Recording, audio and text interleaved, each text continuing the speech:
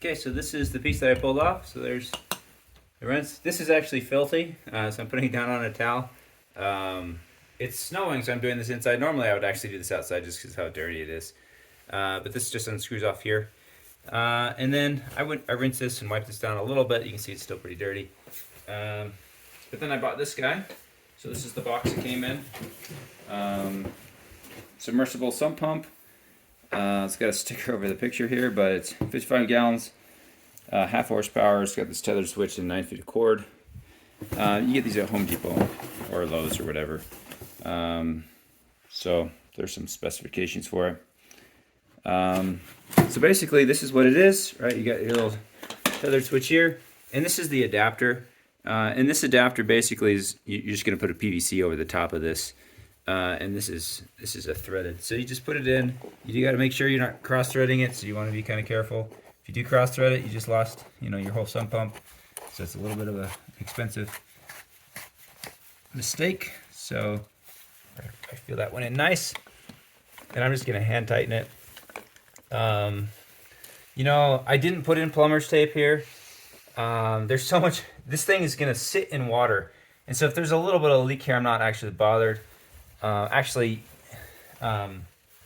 actually want the water not to collect in the tubes coming out, because if it freezes, then it'll break. And so having a little bit of leak there is not a problem at all. I actually drilled a hole in the PVC to let the water come out. So this is just like the other one. Take this and I just drop this in. I'm actually going to step up through here.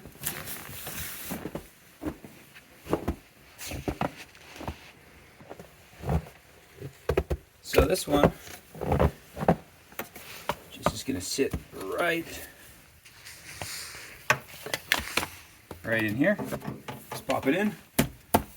I don't glue it just because when I do a repair, it can be pretty difficult to get out. So I just stick it in. And then I'm just going to slowly drop it in.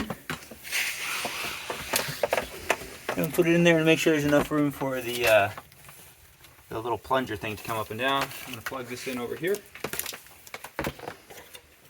While I'm here, I'm going to make sure that there's no red light on. I'll go ahead and just hit the reset switch just out of paranoia. So that should work. And then there's a little gutter up here. And so I'm just going to put this PVC into the gutter.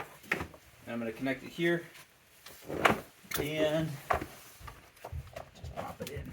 Make sure it's nice and tight in there. And this is going in down to the gutter over here. And that's it. That's all we have to do. So this is a little bit cold, a little bit wet, a little bit dirty, but very easy to do. So that's all.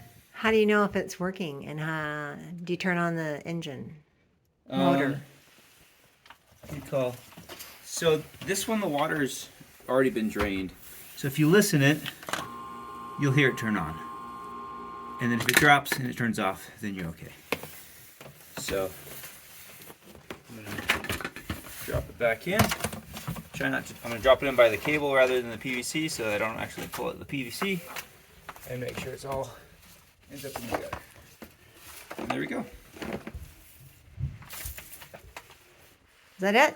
That's all.